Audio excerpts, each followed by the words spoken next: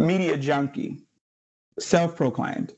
And because I consume a lot of media, news, I read different magazines, publications, things from The Economist to CBS to Clark Howard, the Journal, things of that nature. Also, things on financial news. I'm always fascinated by stuff. So I want you all to go with me on this quick journey and my, uh, so to speak, curiosity as we look at the Paycheck Protection Program and quality. Okay. And this is what we call an event case study because it's about what's happening at a certain time in history, a certain point. But at the same time, understanding that these concepts can live on beyond this. And some of the information I will share is based on the knowledge of what was provided at that time, because this program is still currently going on. So there will be some new information to come out probably within next year, but this is just based on what we currently know.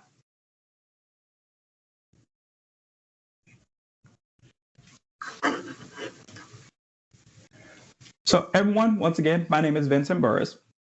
And when I looked at the Paycheck Protection Program, it's something that interests me because I'm currently a government employee. I work in local government, which means that this right here kind of hits home a little bit with Paycheck Protection because it's about serving the people, serving the citizens, and helping people to get stable.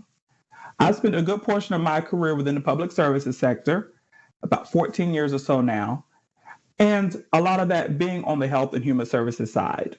So this right here is a curiosity that not only comes from my professional background, but my personal curiosity. So I look forward to you all taking this journey with me.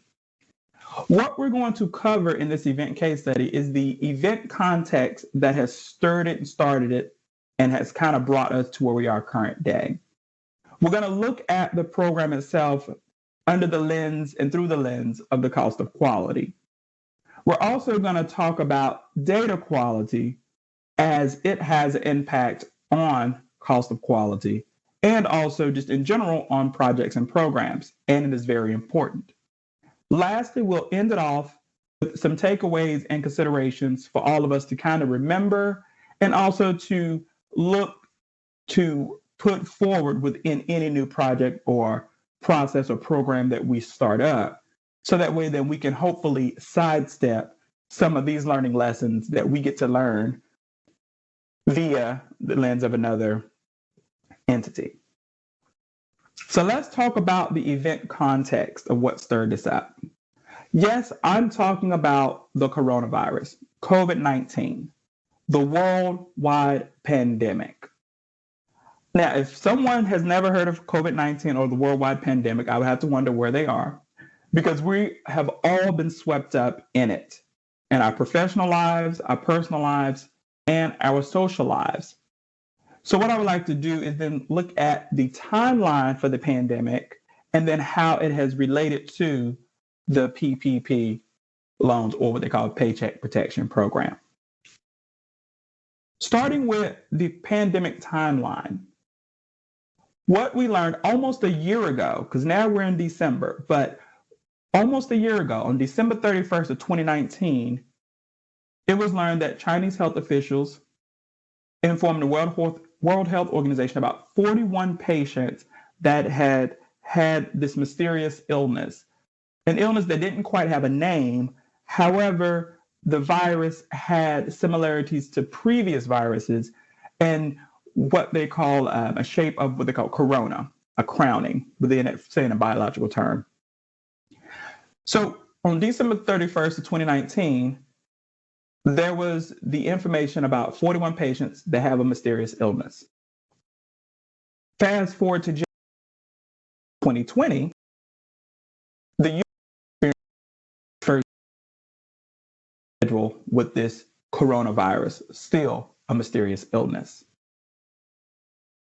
Move 11 days beyond that, the World Health Organization realizes and declares a global public health emergency because they see that this new mysterious spread. Go forward about a month and a half after that, then we have where the World Health Organization declares that the coronavirus now is a pandemic, which means that it has now circled the globe and everyone should be on notice.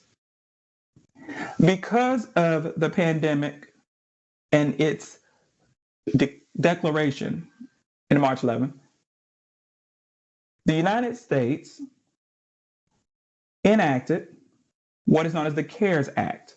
The Senate realizes that there's going to be some challenges that are going to face the people going forward, the economy going forward, as well as businesses going forward. So they enacted the CARES Act 2 weeks after the pandemic was named. So let's talk about projects and programs. What we know about the federal government is that the federal government does not move at breakneck speed. They do not move as fast as the public sector. That is something that we're all pretty much aware of as professionals. However, the Senate enacting the CARES Act and enacting that program goes back to the reasons and initiations for most projects in general. And usually those can be bucketed into 4 very high-level groups, starting with one of them being, say, to create, improve, or to fix a product, a process, or service, or to meet a regulatory, legal, or social requirement. Or a project may be started to satisfy stakeholder requests or needs. Or it may even be to implement or change business or technological strategies. As the CARE Act came into law, at that point, this Paycheck Protection Program was enacted to meet a legal and a social requirement. Also, because government works on behalf of the people, it was to satisfy stakeholders' needs, because businesses were facing some financial hardships, as well as trying to figure out how to keep people safe. When it comes to the Paycheck Protection Program, it's also about creating a new service. Because this virus is so new, and because Congress had to act to fulfill a need that they have not had to do at the speed at which it had never been done. So therefore, as it relates to the context of projects and program initiations, this program checked off at least 3 out of 6. So when I go back to talking about the US Senate and the federal government, it kind of reminded me back to an article that I was reading within Quality Progress. And it was about knowing or determining when you've added value. But the thing that stuck out most to me in my brain was the innovation matrix that was referenced within that March 2019 Quality Progress article. Because the innovation matrix was something that applies to this program as well. And when I look at that, I say, okay, well, the US government at its core existing customers. The program was not there to optimize an existing product for existing customers. So we look at it from the innovation matrix standpoint. We say, well, the core is kind of already there. They're not really doing anything, any changes within that core area of innovation. So the next level of innovation along this trajectory would be adjacent. And when we look at what defines adjacent innovation, It's to enter adjacent markets, serve adjacent customers, and this is kind of seen as expanding from the existing business into, say, into what is new to the organization's business. But that really doesn't quite fill that gap as well, because what is ultimately happening is that the federal government has the opportunity and has taken the opportunity to embark on something that is truly transformational. And that is to create a new target to meet new customers' needs through that PPP, or the Paycheck Protection Program. And that was determined by developing breakthrough and innovative things for a market that don't yet exist. Because if we think about it, the coronavirus is new, looks similar to previous viruses, but there was still not a name. Still didn't know how it quite affects people, what the outcomes are going to be. We just know from a government standpoint that businesses were hurting and that we got to try to figure out a way to help them. So that's kind of how I saw this being, a great opportunity for the federal government, and they stepped in to try to fulfill a transformational need for which they are not used to. However, they did take up the charge. So the innovation matrix really caught my eye and made me think about that as I looked at this program.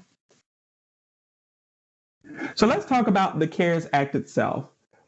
Get a little bit of information about what that all means, because some people may not have been exposed to it, may have only heard about the CARES Act or the PPP, but not exactly what that all kind of entails. So at a high level, the CARES Act stands for Coronavirus Aid, Relief, and Economic Securities Act. The Paycheck Protection Program is one component of that CARES Act $3 trillion program. The PPP, Paycheck Protection Program, authorizes $2.1 trillion in aid to various sectors of the economy. And once again, I'm going to go back and tell you, I am not an economist. I just find it a little fascinating, but I am not an economist. But this kind of gives you a little bit of idea of the magnitude for which help was going to be needed and provided. The program itself has a retroactive covered period starting with February the 15th of 2020 and was going through June of 30, 2020. Now, if you remember in some of the slides back at the beginning, that the CARES Act was not signed into law by the US government until March 27th. So there's a retroactive period because that's at the point at which, back in February, businesses started to feel the effects and started to shutter and not know what their future looked like. So the CARES Act took into effect that if there was issues from February 15th to going forward and people were needing help because their business started experiencing effects from February 15th onward, then they could look into using the CARES Act if eligible. So what is covered under the CARES Act and the PPP loans? Well, it's used for payroll costs related to the continuation of group healthcare benefits for workers, such as paid sick leave, medical leave, or family leave, and insurance premiums, employee salaries, payments of interest on any mortgages that is used within the business, rent that has to be used to help sustain the business, utilities for the business, or the interest on any other debt obligations that would incurred before the covered period of that February 15th through June 30th. So talking a little bit more about the Paycheck Protection Program, to kind of give you a little bit more idea of how it's set up, Congress passed it as the CARES Act. However, the implementation of the program is done jointly through the Department of Treasury and the Small Business Administration. So the program is implemented by SBA. And what the program ultimately is set up to do is provide funds for up to 8 weeks of payroll costs And once again, I go back to saying about those funds used for interest and mortgage, rent, and utilities. And what the Paycheck Protection Program was set out to do is prioritize millions of Americans employed by small businesses by authorizing up to $659 billion toward job retention and other expenses.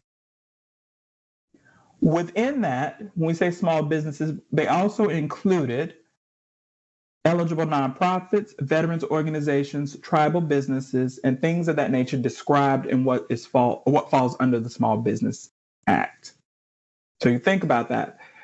This is to help keep people on the payroll, help to pay salaries, help get businesses through this hard time, and how the program is authorized to fund at least up to $659 billion. So what does one have to do to get a PPP loan? At the time, initially, going through to qualify for a PPP loan, the qualification, in essence, was that a business had to be facing uncertainty. When we say economic uncertainty, all of us here in the quality room are kind of like, well, what does that mean? What is the definition of economic uncertainty? Seems a bit vague. That's a wide lane going down a highway, and a lot of things can go through there. So what is economic uncertainty? That's the question. Also, as it relates to applying for the PPP loan and trying to get it, there was good faith self-certification. So we go back to, well, where's the checks and balances? Who's checking to assure and ensure that this program is running smoothly and that there isn't any errors, so to speak? But the assurance is self-certification. Now, when it comes to checking for some of the loans, the good faith plays into what they call the safe harbor territory that the government defines, saying that if you request and receive a loan through the PPP program and it's less than $2 million, we're not going to really worry about it. You're not going to really face any scrutiny. It's that $2 million or more mark that then applications and additional things will be looked into to verify. So once again, going back to the terms and conditions of trying to receive it are economic uncertainty, self-certification in good faith, because they're making the assumption that you're applying in good faith, and that if it's under $2 million, you don't have to really worry about it. So for us in the quality world, we're probably like, oh, wait a minute. That's kind of scary. That's a lot going on. However, we have to also understand too, is that the goal of the program was to get as much aid to business as possible. So there wasn't a lot of hurdles put into place for people to get the funds needed. However, we do know that when you have vague language such as this and what appears not to be many checks and balances, that there's probably going to be some issues that one is going to run into. So that's something to think about there.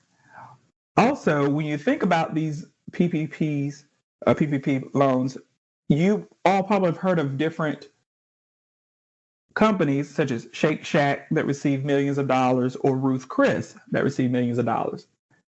And you're probably thinking, well, how did they get loans under this program? And it's for small businesses. And that goes back to that language I said before about the economic uncertainty. Companies and organizations saw that phrase of economic uncertainty, and it was like, oh, well, we don't know what our business is going to look like 2 weeks, a month, 3 months from now because of the pandemic. So in essence, doesn't it look like it applies to us?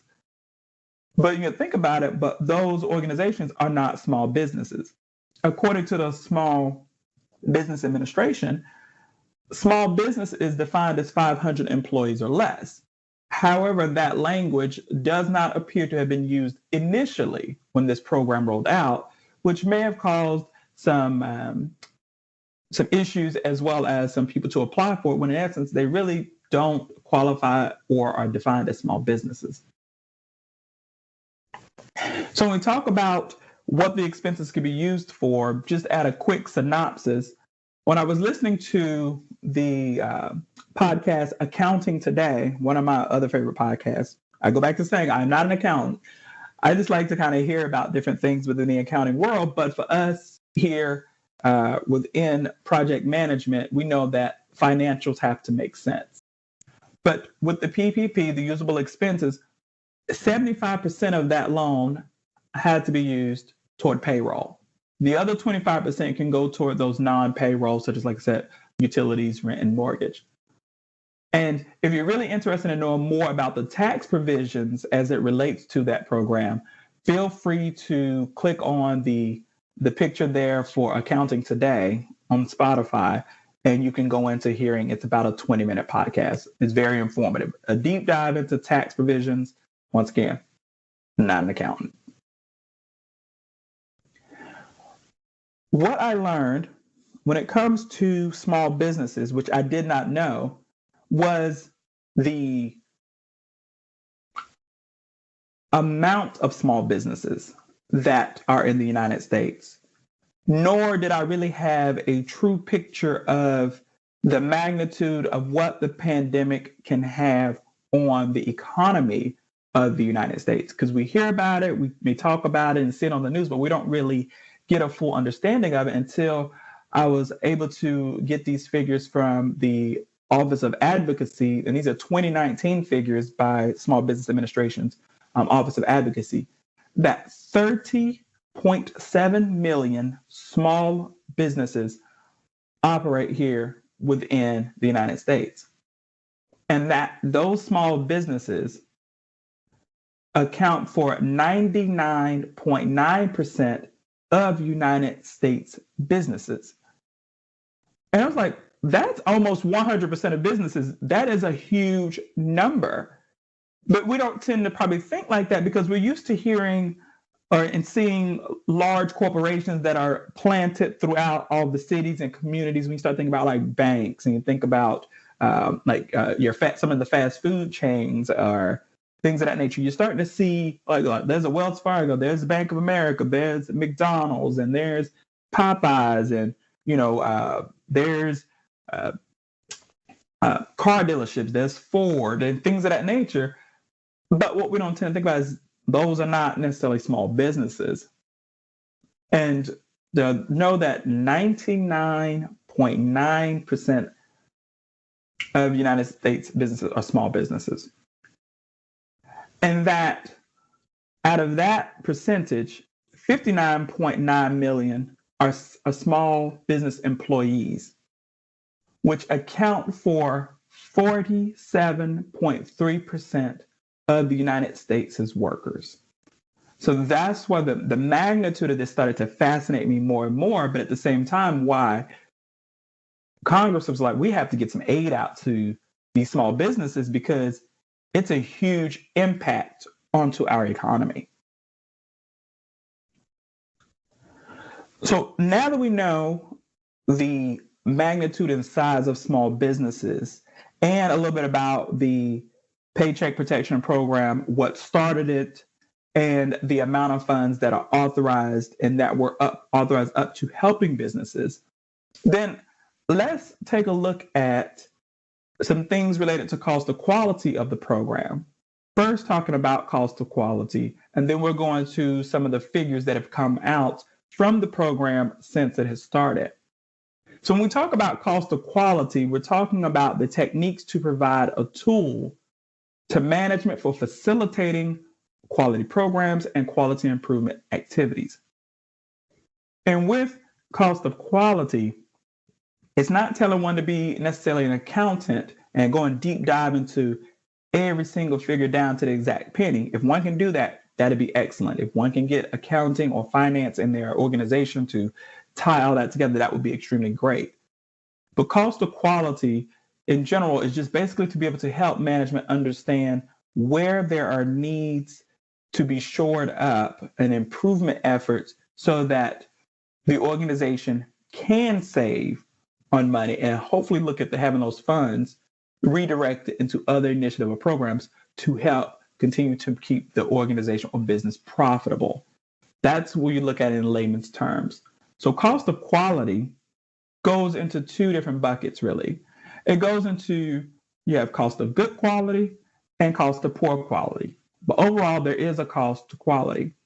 So costs of good quality are known as those prevention costs and those appraisal costs, while costs of poor quality are the different failures, the internal failure and the external failure to the organization.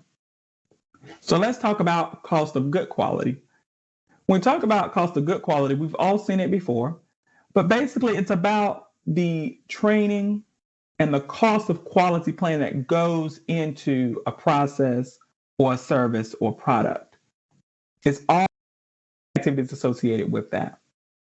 Planning what quality looks like, making sure that the training is in place for employees to help prevent non-conformances, defects, and errors. And then also quality improvement projects, which are used to help in performance excellence of that organization. Appraisal costs, those associated with the measuring, evaluating, or auditing of products and services. Those are things more looked at as, say, your inspections, testing of equipment, calibration, and auditing to ensure that there is no poor quality within the product, service, or process that will eventually make its way out the door to the customer. When you talk about cost of poor quality, those failure costs, these are the ones that we're probably a little bit more familiar with because these are the ones that either we've experienced ourselves or you're directly working in that realm. And we talk about the internal failure costs where rework, things have to be touched more than once and you're losing efficiencies. Or we have scrap, it's not usable. It's a defective product that cannot be used and we have to throw it out. It costs time and money, but it has to go. Those external failure costs are those what customer complaints, meaning that product has gotten out the door. It has been part of your value chain and your value stream. It has gotten out the door. The customer gets it, can't do anything with it, doesn't meet the customer's requirements. So they're calling you, they're writing you, they're on social media, or they're returning it. Think how you've gotten something delivered to your home and you're like, I can't do anything with this. So it has to be returned. I need you all to email me an address slip so that way I can tape it to my box, take it back to either UPS or the Postal Service and drop it off so I can go back to you all as a company and get my money back. Warranty claims. Things that break in the home, things that say, well, it has a 5-year warranty. It's supposed to last you 5 years and not break. If it breaks before then, customers are calling and saying, hey, somebody needs to come out to the home. Somebody needs to fix this because this product has not outlived its shelf life. Or product recalls. Think about our cars. A lot of those things get recalled. But those are those external failure costs because their way out of the organization into the hands of the customer, and the customer now either can't do anything with it or it does not meet their needs. So understanding about the cost of quality, good quality and poor quality, what was some of the PPP loans issues? Well, some of those issues kind of go back to when we talk about those qualifications initially. And it was that economic uncertainty. Or at the time, initially, the lack of definition of economic uncertainty and for whom. So you had ambiguous language and people were applying, businesses were applying. You had that self-certification. Who's checking? Who's doing inspections? Who's auditing any of this? And then ultimately, that was really at the inception of the program, no process in place as it was discovered. So you have a lot of business requests coming in at a high volume, and there's no process really set in place But at the same time, it was on a first come, first served basis. Now, hearing that high volume, high velocity, no process, first come, first serve to get this first initial round of money led into the discovery of another issue at that time. Now we go back to remembering that the Small Business Administration is administering the program. The Treasury and the Small Business Administration work together. The Department of Treasury is funding it. SBA is implementing and doling out the funds. But another issue that came up in this first come, first served world was that there was an issue with the website processing known as ETRAN that was through the Small Business Administration. That portal kept crashing, kept going down. And it kept going down. You had so many people trying to access this web portal at one time. And it really wasn't set up to handle that kind of volume initially onward, because the Small Business Administration and the amount of visitors to that site and the amount of processing that occurred prior to the pandemic was only a fraction of what was now occurring.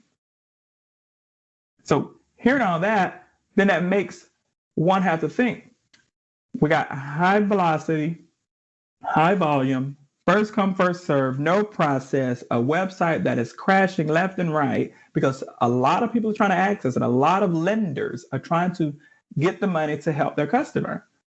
So what does efficiency and effectiveness look like? And you have funds being dispensed. How many funds? How much? And are they getting to the people? And at what speed? So something to think about as we make our way onward through the presentation. So I'm going to give you a little bit more insight about the ETRAN processing website. So once again, PPP is a component of the CARES Act. And at the time, initially rolling out, there was $310 billion that was available in small business aid to be dispensed. When the ETRAN processing website started to have issues, at that time, out of that $310 billion, $52 billion that had been spread out over 475,000 new loans being processed and entered by more than 5,000 lenders have been approved.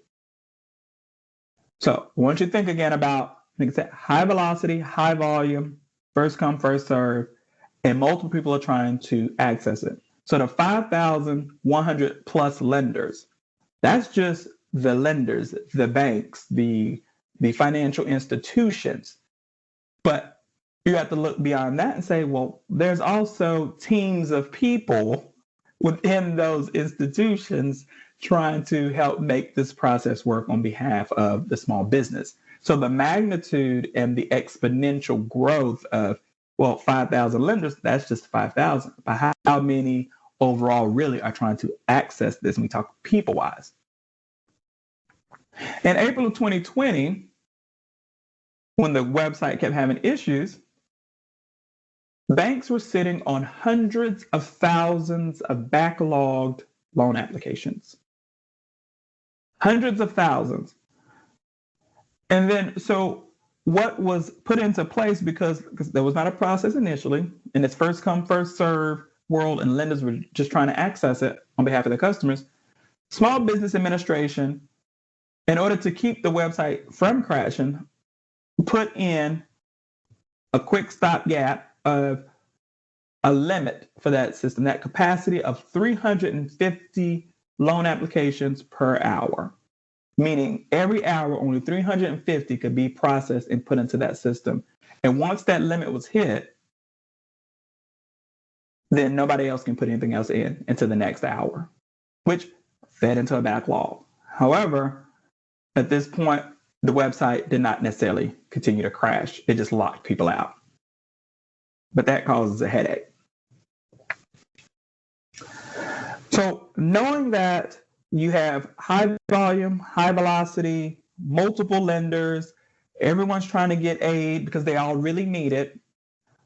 And then it makes me think about a little bit more about, well, were the funds getting to the people? Were they getting to the correct people?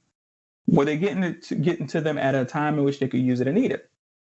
Then we have to also realize that there are a lot of systems being applied. And also none of that, but this is a manual process. So you start to think about data accuracy. How accurate is the data? Because we have really no process, self-certification, good faith, and initially onward was the potential qualification there was economic uncertainty. So let's talk about data accuracy a little bit to kind of get a little bit of understanding about how that played into the program and still has played into the program as it still moves forward. Go back to this quote that really resonates with me, and that is that data accuracy is essential for managing and improving processes and achieving sustained results. Without it, decision-making is at best uninformed. So meaning that, if you have gaps in data, if there is no data, then there's not really much decisioning you can do. You have to kind of revert back to intuition. But needless to say, that is why data accuracy is so important for any process, product, or service. Getting that information and make sure that it is accurate. When it comes to data accuracy, we have to look at the organizations that deal within the world of data, that deal with information and products. These data-centric organizations, because they're highly important in this service sector world, so to speak. And data-centric organizations are those that primarily process and trade information products. That is their sole service and product, is trading the information from one system to the next, dispensing it. And those are companies and organizations such as insurance companies, banks, online retailers, credit card companies, financial services companies, and one that I'm pretty sure everybody knows, and that is the Internal Revenue Service. And understanding that data accuracy needs to be ensured, especially when working in these realms, and that there needs to be some connection to validation, because these are some heavy hitter institutions that affect a lot of people, and they're data centric. That is their sole purpose. When we talk about data accuracy, that's just one dimension of data quality. There's several other dimensions that we all don't tend to think about, but it's all there in some way. You have completeness. We've talked about accuracy. You have data consistency, uniqueness, integrity, and what we call validity, or quote unquote conformance. Now, with data dimensions, I'll use the example that a lot of us are familiar with, and that's Excel. An Excel sheet, an Excel workbook. We can say that with data completeness, that's pretty much in essence ensuring that there are no blank or empty cells within your rows or in your data, because we know that can wreak havoc on trying to run an analysis. When we talk about the accuracy, the information that's in that workbook or sheet, is it accurate for the situation? Does the data mirror the actual event? Meaning, is it able to tell you what really happened? Or if we want to understand what happened based on the numbers provided or the details provided. When we look at data consistency, and that's basically just saying that the data is equivalent across different tables and sources. So I said, okay, think about when you're doing power pivots, and you're also putting together dashboards and calculated columns, and you're linking tables together And sometimes that natural Excel tendency is to say, we found a match. The information in this column matches the information in another column in this table. We can put a link together. We talk about uniqueness.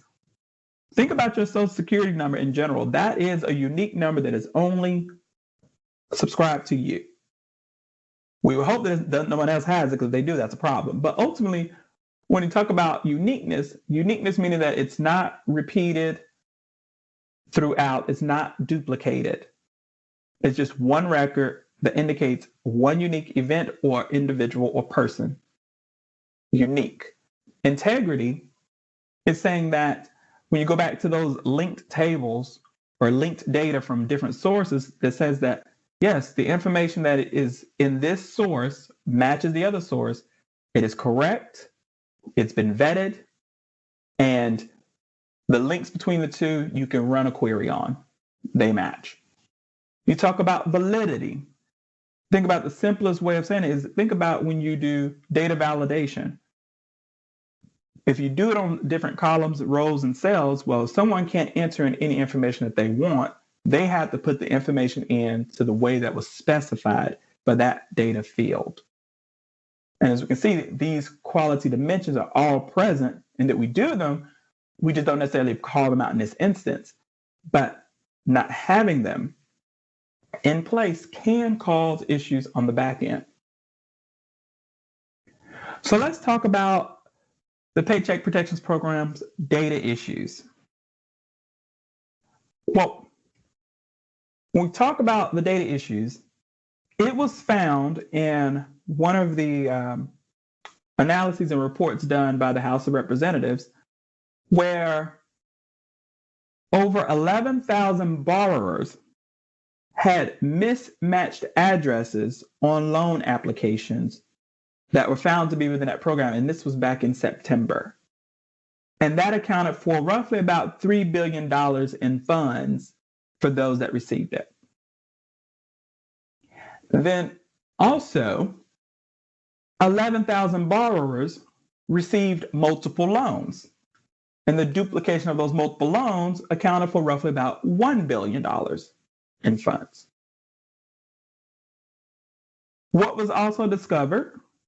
600 plus loans, accounting for about $96 million, went to different companies that were excluded from doing business with the government.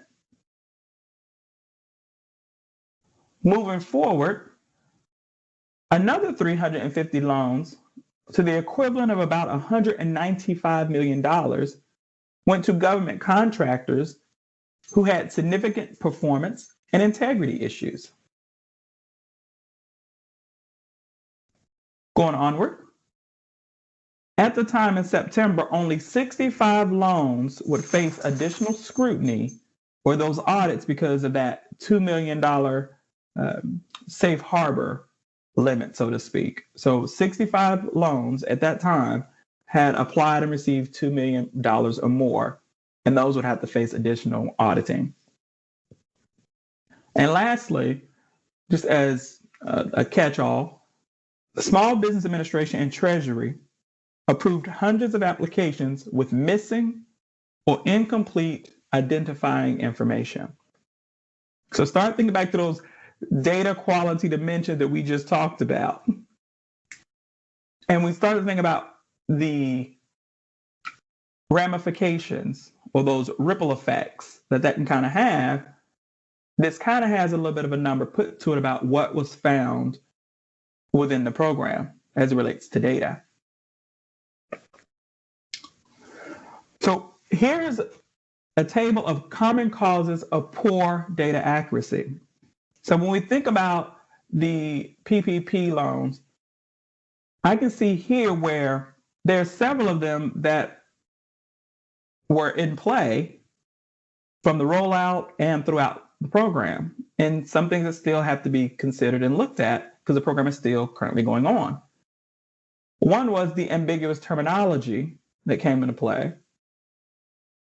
When we talk about units of measure that were not defined, remember, What was a small business? What was defined as a small business? And then when you self-certified or people self-certified, was there not a financial check to say, well, what about revenue loss? Well, what determined a loss? What determined economic uncertainty? Was it not just a time period, but any financials involved in that unit of measure? A limited use of data validation, mismatched addresses, missing information. Now, also the fact that this was a manual process. You had over 5,000 plus lenders with teams of individuals trying to put this information to this portal on behalf of their customers. Then with batching input versus real-time input, the volume of applications that was going in were done as batches for some of the lenders and not necessarily one-on-one. Think about all the individuals working at that company trying to push stuff through. And then we had field inconsistencies. We have missing information, mismatched names, mismatched addresses. Where's the consistency on what those fields need to look like, or those data fields? Things to think about. So what that leads me to are some of the takeaways for all of us, and what that means for us in projects and programs, for us to kind of help sidestep or help to assure that our projects and programs can be as successful as possible to meet the needs that they're set out to meet. And so some of those takeaways and considerations are very common, very plain language, very normal, just ahas, like, oh, let me just think about that. So talk about the importance of data accuracy.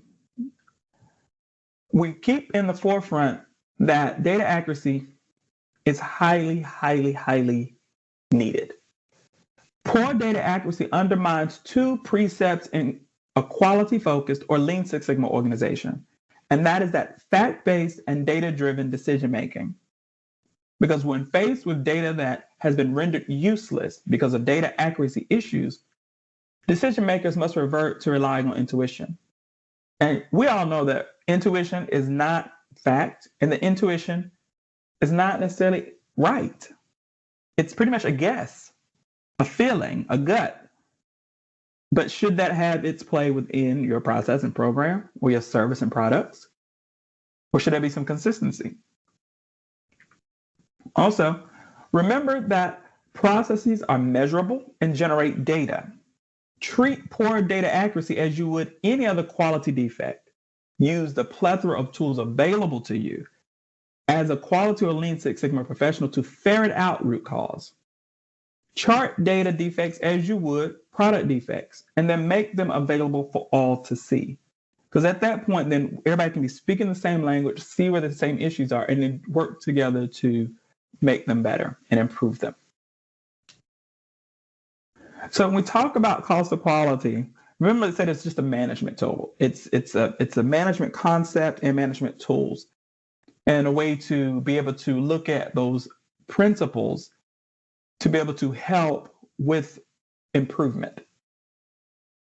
So quality cost principles and lessons to think about when we're dealing with senior leadership and or sponsors and projects and programs is to make sure that we're always speaking the language of money to them. Because money is how most executives or most decision makers are making their decisions. And it will get their attention, because then that's something they can easily calculate. Also, quality cost measurement and publications alone do not solve quality problems. Just because we show it and can draft it up and display it and present it doesn't mean that it's going to solve the problem. The people have to work together to solve the problem. First, you have to identify it, then you have to work together to solve it. Another thing is that for the career field and the trajectory of quality, even from a traditional standpoint to a modern standpoint, is that quality costs have expanded and are not just seen through a narrow view. So it's expanded to incorporate things like inefficient processes, the variation costs of products and product characteristics, even for those that look good and or meet certain specifications and they go out the door. Then what about, are they actually satisfactory to the customer and meet their needs? Or redundant operations, back to that, those duplication of efforts and use of human resources. And then understand that cost of quality as a concept and with principles and lessons has had a long longevity because it speaks broadly, yet at the same time can contract specifically to help with quality improvement and quality management. So some of those takeaways and considerations is to make sure that your projects and programs have some determinable oversight and accountability. Make sure there's somebody that's keeping their eye on the ball of the progress of it. Make sure that there's established criteria and operational definitions, especially when you're dealing with a manual process or one that is very people-centric and heavy, making sure that there's clear language in what is known as the eligibility of those services. Make sure that before anything gets rolled out, start thinking about and determining the requirements that are going to be needed, such as technology, people, and the building of the processes to make it all work. And then determine what the capabilities and capacities are for the technology, the people, and the processes. Because as we've seen is that you can create a process, you can have the technology, but will it meet the needs? Will it get overwhelmed and start crashing? I start thinking back to some of those other quality concepts. We start thinking about mean time to failure, mean time between failure when it comes to technology and quality information systems. Then also, make sure that there's a plan for implementation.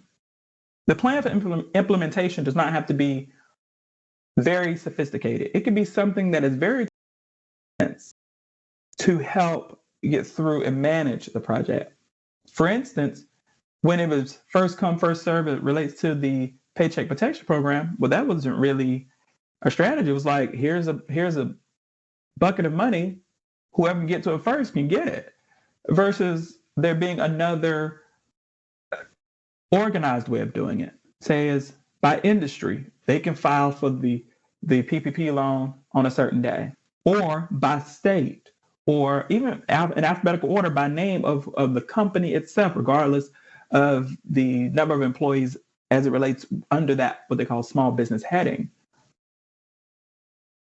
Also, ensure data quality dimensions are present, at minimum completeness, because without completeness, you don't even know if it's accurate or if the validity and integrity is there, because it has to be complete to be able to reference it against something. Also, test the process before fully rolling it out. Now, in all defense of the Paycheck Protection Program, there was a tight time frame. The entity that had to dole it out and implement it was not used to having to do things at that speed, but at the same time, the people were in need. So there probably wasn't much time to test the process. But for those of us that are not in an emergency situation, if you can, build that in to test the process. And then after you roll it out, monitor that process. Listen to the feedback one is getting from the different stakeholders, your customers. Are they able to access it? Are they happy with it? Have they received it? And then lastly, with that feedback, act upon it where and when possible. So, most recently,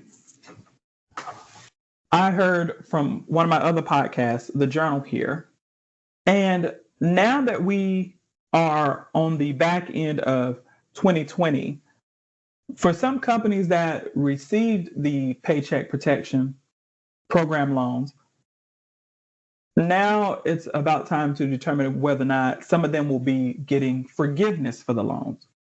Now, remember I said I'm not a tax professional. I am not a tax advisor, But in the Accounting Today podcast that I mentioned several slides back that you all have access to, then there's more information about how the loan itself can be converted into a grant for some companies if they meet certain criteria. And it becomes a grant in essence because if it was used properly. However, because now some organizations can get that forgiveness for using a certain way, that leaves the other question to say, well, now that we know quite a bit about the data integrity and accuracy issues, the process, and several things related to the funds that have been dispensed, then one has to ask, well, what is the actual number of fraudulent loans that have occurred? Because we know that it was high volume, high speed, self-certifications with missing information, data accuracy and integrity issues.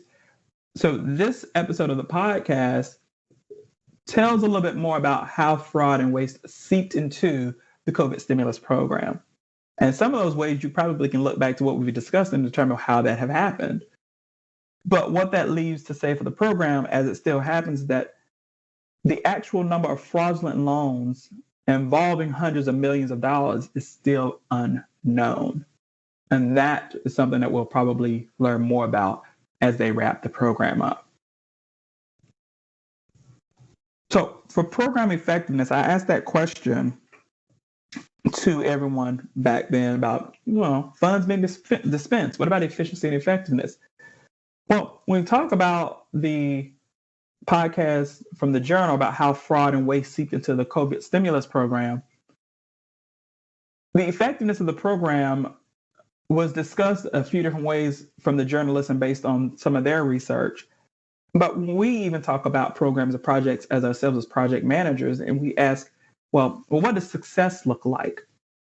Well, in this manner, the question was, well, was this program successful? For all intents and purposes, Congress, the U.S. Senate, will say that it has been a success because it got the funds out to companies to keep people on payrolls, and it was to get it out as quickly as possible so that people can continue, and that way that we don't have a full economic crash. So in that manner, yes, it's successful. But what some MIT economists have found out was when we talk about the PPP loan program, well, did it create any jobs? We know that it sustained some jobs, but it also created any jobs. And what they found is that the Paycheck Protection Program created roughly about 2.3 million jobs. So when we talk about the return on investment, their findings were that for the program itself, at the time they did their study, was the program cost was about $500 billion. And when they broke that down based on the number of jobs that were created and a few of the ancillary incidentals and things of that nature, that would put the value of each job at the equivalent of about $225,000. And most of us in the working world know that most people do not earn $225,000 a year. So that has to ask the question, was it a good return on the investment? A good return on the dollar? Other comparison measures from the economists took it through the lens of GDP output, gross domestic product. And what they noticed is that when looking at the Paycheck Protection Program, the loan program increased output of the US's GDP by 36 cents on the dollar. The other component of the CARES Act, as it relates to this, was the enhanced unemployment, but they've shown where that increased the output by 67 cents on the dollar. So the question probably going forward and for everyone that's just, listening now is that the Paycheck Protection Program against the enhanced unemployment benefit, well, the funds went out, but the GDP rose more from helping people with the extra income and unemployment. And the PPP was, in essence, supposed to kind of help people from not having to file unemployment and keep people on payroll. So it's just something to think about when we think about program effectiveness. That was something that was unique to me and kind of stood out, and I didn't even know that. So I put all that into you all's hands to say that this is not a critique in a sense of pointing fingers and saying bad things. This is not about partisanship. It was just something that fascinated me from hearing about the Paycheck Protection Program and being in government and seeing how the amount of funds that went out and how it was used and the way that all this came together to embark upon something that the government doesn't really ever do. And that just really fascinated me. I hope it was fascinating to you all as well. And so I'm going to say it concludes my presentation. However, I look forward to speaking to some of you all if you're interested, or just chatting in general, peer-to-peer within ASQ. But at the same time, if you're interested, you can find me on LinkedIn. There's my LinkedIn URL, and then or you can just email me. But I look forward to hearing from you all, and I appreciate your time, and thank you for partaking in the webinar.